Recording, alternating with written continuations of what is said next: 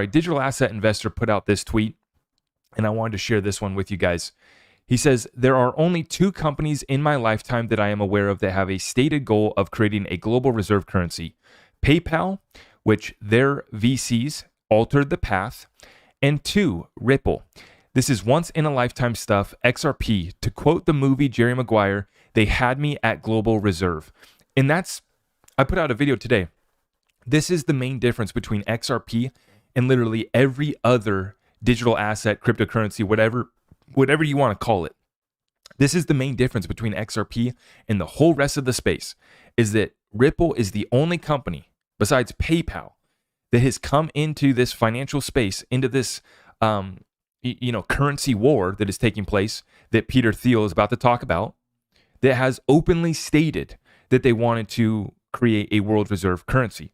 Okay? And you know what happens. Brad Garlinghouse even said they bring out the tanks to protect the world reserve currency, right? And we're seeing that in real time. We're seeing a real kinetic war that is all based from a banker's currency war that is underway in real time. Now, could XRP be that solution, be that new world reserve digital currency to bring peace, to resettle the ledgers, resettle the score, resettle the debt? Well, I'll let you guys listen to what these guys have been up to, and you guys can make your own assumptions. Here we go. From China's point of view, they want to get, they don't like the U.S. having this reserve currency because it gives us, a lot of leverage over, Iranian oil supply chains and all sorts of things like that. They don't want the renminbi to become a reserve currency because then you have to open your capital account and you have to do all sorts of things that they really don't want to do. I think the euro, you could think of as, was in part a Chinese weapon against the dollar. It didn't. The last decade hasn't quite worked out that way, but that was, China would have liked to see 2 reserve currencies like the euro.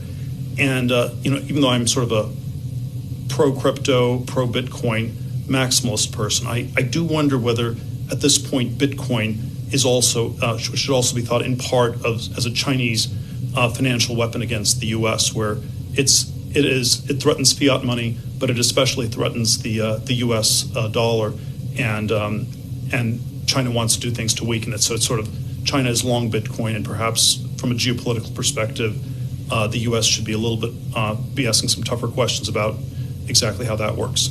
So back in the early days of PayPal, and this is going back to 1999, so it's almost 20 years ago. We actually, our first T-shirt said, PayPal, the new world currency.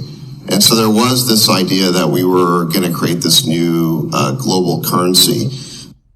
Many people don't know this, but the mission of PayPal was to create a global currency that was independent of interference by these corrupt cartels of banks and governments that were debasing their currencies. And we succeeded at building something very economically very powerful, enabled many small businesses. We're super proud of it, but we never achieved the mission. And I don't think it is solved by PayPal, precisely for the reason that you brought in the Venezuela case, where PayPal is simply too centralized and too attached to the big financial institutions, Visa, MasterCard, the ACH networks, the SWIFT network, and it will do whatever it needs to do to keep those institutions happy. It doesn't solve the problem. And I think with its current success and the current management, they're not going to go push the mission of the company forward. That was what we wanted 20 years ago. So somebody else has to do it. Not to mention that it was the wrong crypto foundation, but that's a different story. And so why didn't you guys foresee this and build something that would solve the problem? Well, we tried. When we were building the company, initially, Max Levchin, he started working on his thesis in cryptography. He was my co-founder at PayPal. He researched Chaumian blind anonymous digital currencies, and then we that didn't think that was going to quite work. It was too centralized, and it wasn't quite anonymous. Then I think we just never figured out quite the right algorithm, and we were pressured by investors to just get the product out. And this is part of the problem of taking investment money prematurely. I wonder what would have happened if Max just been able to sit around and brainstorm and work on the idea And we can all talk about the mission, and maybe we could have figured out an algorithm that was more like the modern crypto algorithms, which I'm so grateful for. 100 billion XRPs will be enough to cover once the XRapid service scales to a global full scale, or would there be a shortage? Well, so when XRP was created, this actually was created before Ripple existed. The creators of XRP decided there'd be 100 billion units because they saw it as rather than having a smaller number with a very high price, they saw it as something they wanted to be effectively a global reserve currency. Right, folks. So this is the market report that I keep on citing, and people forget this. This is from 2017, a market report from Ripple. Most importantly, we remain more committed than ever to the simple goal of making XRP the world reserve's digital currency. So this was a simple goal that Ripple had back in 2017, and they've been the most transparent in the space with these market reports and with what they're trying to do. I mean, how many times have we heard this, right? Put a dent in the universe, service all 8 billion people, be a lender of last resort, right? Create a world reserve digital currency, make it as liquid as a G10 currency.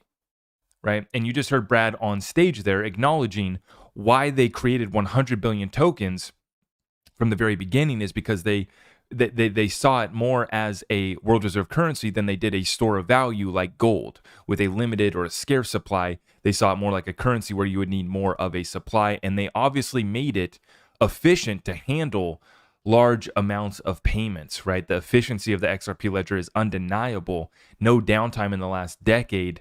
And right from the very beginning, they made it scalable for 1,500 transactions per second. And now we know that Ripple's efforts have taken the XRP ledger to hundreds of thousands of transactions per second. I am your host, Zach Rector. I really appreciate all of the love and support. If you want to support the channel, just remember that you can start by smashing that thumbs up for me, sharing this content far and wide, and everything else is at my website.